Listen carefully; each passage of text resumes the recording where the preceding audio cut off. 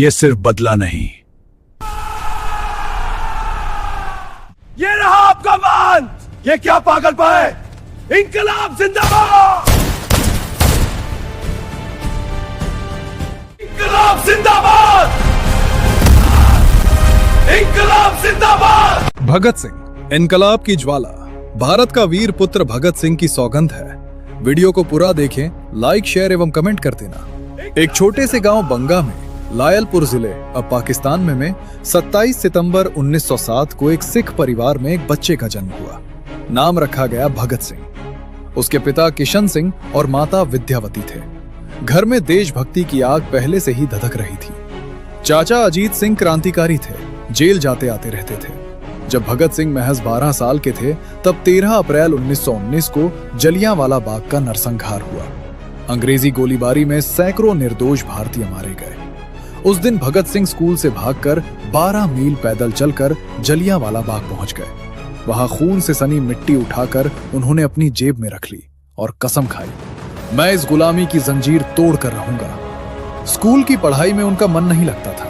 वे चाचा की क्रांतिकारी किताबें पढ़ते, लाला लाजपत राय और सरदार करतार सिंह सराभा की कहानियां सुनते। महात्मा गांधी के असहयोग आंदोलन में उन्होंने भाग लिया, लेकिन जब गांधी जी ने अचानक आंदोलन वापस ले लिया तो युवा भगत सिंह के मन में सवाल उठा, क्या अहिंसा से ही आजादी मिल जाएगी? उन्होंने फैसला किया, हिंसक क्रांति जरूरी है। 1926 में उन्होंने नौजवान भारत सभा की स्थापना की, युवाओं को जगाने का मिशन शुरू किया। फिर वे हिंदुस्तान रिपब्लिकन एसोसिएशन, बाद में Hindustan socialist Republican association HSRA से जुड़ गए। चंद्रशेखर आजाद, सुखदेव, राजगुरु, बटुकेश्वर दत्त जैसे साथी मिले। उनका नारा था, इनकलाब जिंदाबाद। 1928 में साइमन कमीशन के विरोध में लाहौर में विशाल प्रदर्शन हुआ। लाला लाजपत राय ने नेतृत्व किया। अंग्रेज पुलिस अधीक्षक जेम्स स्कॉट ने लाठी चार्ज का आदेश दिया। लालाजी बुरी तरह घायल हुए और कुछ दिनों बाद उनकी मृत्यु हो गई। पूरा देश सदमे में था। भगत सिंह, राजगुरु और आजाद ने फैसला किया, स्कॉट को सजा मिलनी चाहिए। 17 दिसंबर 1928 को लाहौर पुलिस स्टेशन के बाहर प्लान तैयार हुआ। जयगोपाल ने इशारा किया, राजगुरु ने निशाना साधा, गोली चली, लेकिन गलती से जेपी सैंडर्स, स्कॉट का सहायक, मारा गया। भगत सिंह ने पास जाकर और गोलियां चलाई। जब भारतीय हेड कांस्टेबल चन्नन सिंह ने पीछा किया तो आजाद ने उसे भी मार गिराया। तीनों भाग निकले, लेकिन अब उनके सिर पर इनाम था। भगत सिंह ने बाल कटवा लिए, दाढ़ी मूछ बनाई और छुपकर काम जारी रखा। यह घटना लाहौर षड्यंत्र केस की शुरुआत बनी। 1929 में ब्रिटिश सरकार 2 दमनकारी कानून ला रही थी, पब्लिक सेफ्टी बिल और ट्रेड डिस्प्यूट्स बिल। ये कानून भारतीयों की आवाज दबाने के लिए थे। HSRA ने फैसला किया, संसद में बम फेंककर दुनिया को जगाना है, लेकिन किसी को मारना नहीं है। 8 अप्रैल 1929 को दिल्ली की सेंट्रल लेजिस्लेटिव असेंबली में सत्र चल रहा था। भगत सिंह और बटुकेश्वर दत्त गैलरी में पहुंचे। भगत सिंह ने जोर से नारा लगाया, इनकलाब जिंदाबाद, साम्राज्यवाद मुर्दाबाद। फिर दोनों ने 2 बम फेंके। बम हल्के थे, कोई जान नहीं गई, सिर्फ धमाका हुआ और धुआं फैला। सभी सांसद घबरा गए, लेकिन भगत सिंह और दत्त भागे नहीं। उन्होंने पर्चे फेंके जिनमें लिखा था, हम आजादी के लिए लड़ रहे हैं। ये बम अंग्रेजी दमन के खिलाफ चेतावनी है। दोनों ने खुद को गिरफ्तार करा लिया। अदालत में भगत सिंह ने कहा, हम बम नहीं, विचार फेंक रहे हैं।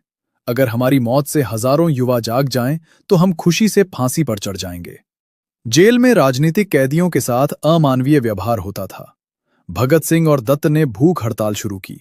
मांग थी, राजनीतिक कैदियों को सम्मानजनक व्यवहार मिले, बेहतर खाना, किताबें पढ़ने की इजाजत। हड़ताल लंबी चली। भगत सिंह की हालत बिगड़ी। उन्हें स्ट्रेचर पर अदालत लाया जाने लगा। साथी जतिन दास 63 दिन बाद शहीद हो गए। पूरे देश में आक्रोश फैला। मोहम्मद अली जिन्ना ने असेंबली में उनके समर्थन में ऐतिहासिक भाषण दिया। भगत सिंह ने 112 दिन तक भूख हड़ताल की, एक विश्व रिकॉर्ड जैसी बात। सैंडर्स हत्या के केस में भगत सिंह, राजगुरु और सुखदेव पर मुकदमा चला। अदालत ने उन्हें फांसी की सजा सुना दी। भगत सिंह ने मुस्कुराते हुए कहा, मौत से डरने वाले क्रांतिकारी नहीं हो सकते। 23 मार्च 1931 को लाहौर सेंट्रल जेल में रात 7:30 बजे तीनों को फांसी दी गई। लेकिन अंग्रेज सरकार डर गई थी। उन्होंने फांसी जल्दी दी और शवों को गुप्त रूप से जलाकर सतलुज नदी में बहा दिया। फांसी से पहले भगत सिंह ने अपनी मां को पत्र लिखा था। उन्होंने किताबें मांगी, विचार लिखे, मैं नास्तिक क्यों हूं जैसा निबंध। वे कहते थे, मेरा सपना है एक समाजवादी, बिना शोषण वाला भारत।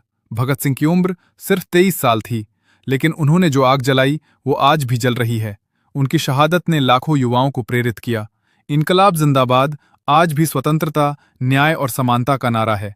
वे कहते थे, बम और पिस्तौल से ज्यादा खतरनाक है क्रांतिकारी विचार।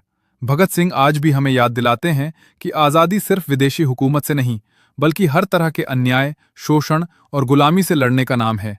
शहीद आजम भगत सिंह अमर रहें, इनकलाब जिंदाबाद, भारत माता की जय। ये कहानी सिर्फ एक व्यक्ति की नहीं, बल्कि एक राष्ट्र की जागृति की है। अगर दिल में आग है तो उम्र कोई मायने नहीं रखती। भगत सिंह की तरह जियो, साहस से, विचार से और बलिदान से।